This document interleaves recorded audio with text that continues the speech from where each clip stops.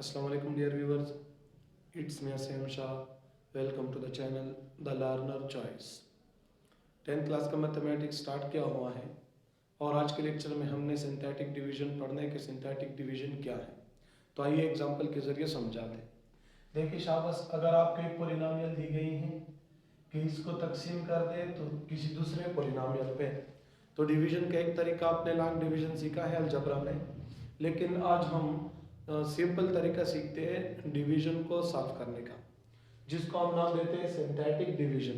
Synthetic division उस case में applicable होगा जब आपके पास ये जो फैक्टर है ये फैक्टर ये लीनियर टर्म होगा, यानी सिंथेटिक डिवीजन आप उस वक्त इस्तेमाल कर सकेंगे जो पॉलिनोमियल जिस पे डिवाइड की गई होगी, यानी जो डिवाइजर होगा वो आपके पास लीनियर होगा। अब देखिए शाबाश, ये किस तरह से आपने सिंथेटिक डिवीजन को इस्तेमाल करते हुए क्वोशिएंट और रिमाइंडर हासिल करना है। देखिए शाबाश, तरीका यह है कि जो पॉलिनोमियल आपको दी गई है इसके कोएफिशिएंट डिसेंडिंग ऑर्डर में लिखिए।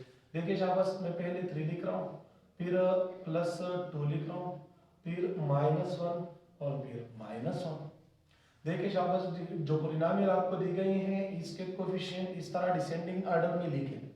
अब देखिए शाबाश, ये जो डिवाइजर दी गई है इसको 0 के बराबर लें, तो x + 3 = 0 या +3 उस साइड पे शिफ्ट कर दें -3, यानी -3 आपने यहाँ पे लिखना है। इसके बाद ये जो पहला टर्म है इसको यहाँ पे नीचे कर दे, 3 और -3 मल्टीप्लाई होगा तो -9 आएगा, -9 और 2 जमा होगा तो -9 + 2 से आपके पास आंसर हासिल होगा -7। फिर -7 और -3 आपस में मल्टीप्लाई होकर 21 बनेगा और 21 - 1 से आपके पास आंसर 20 मिलेगा।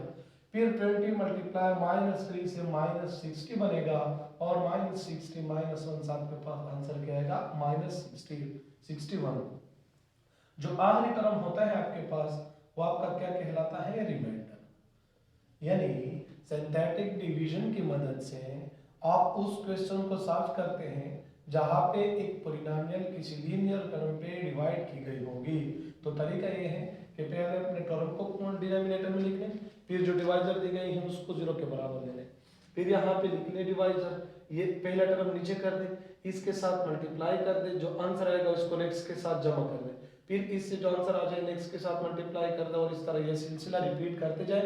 आखिरी जो टर्म होगा वो आपका क्या कहलाएगा, रिमाइंडर, और ये जो टर्म होगी आपके क्वोशिएंट कहलाएंगे। लेकिन इसके साथ आपने वेरिएबल पे किस तरह से लिखनी है, जितनी डिग्री वेरिएबल की यहाँ पे है इससे कम कर दें, क्यों, चूंकि यहाँ पे वेरिएबल 3 है तो हमारा जो क्वोशिएंट होगा उसको पॉलिनोमियल कुछ इस तरह होंगे, 3x² - 7x + 20। तो ये आपका क्वोशिएंट हासिल हो गया और ये आपका रिमाइंडर। अब अगर इस तरह इक्वेशन दी गई है, फॉर एग्जांपल कहा गया है कि 4x⁴ -3x² + 2x - 1 के इसको डिवाइड कर दे x - 2 पे। अब देखिए शाबाश, अगेन आपने सिंथेटिक डिवीजन की मदद से इसकी क्वोशिएंट और रिमाइंडर हासिल कर ले। तो हमने क्या कहा कि आपने इस पॉलिनोमियल के कोएफिशिएंट को डिसेंडिंग ऑर्डर में लिखना है। तो देखिए शाबाश, यहाँ पे पावर 4 की कोएफिशिएंट 4 है।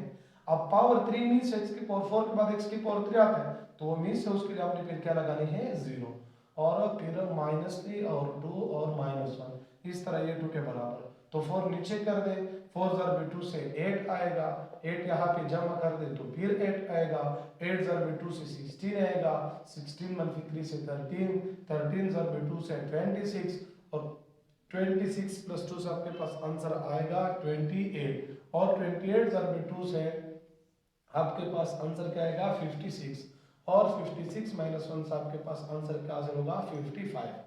तो ये हो गया तरीका कि अगर पॉलिनोमियल में पावर मिस है, यानी पावर 4 है, फिर उसके बाद पावर 2 है, पावर 3 मिस है, तो मिसिंग टर्म के लिए आपने कोएफिशिएंट 0 लगानी है। तो ये हो गया तरीका किसी भी पॉलिनोमियल को लीनियर टर्म पे डिवाइड करने का। क्या अगर एक पॉलिनोमियल लीनियर टर्म पे डिवाइड है तो सिंथेटिक डिवीजन की मदद से किस तरह से हमने उसका क्वोशिएंट और रिमाइंडर हासिल करना है। उम्मीद है कि समझ आ गए होगी। अल्लाह हाफिज़।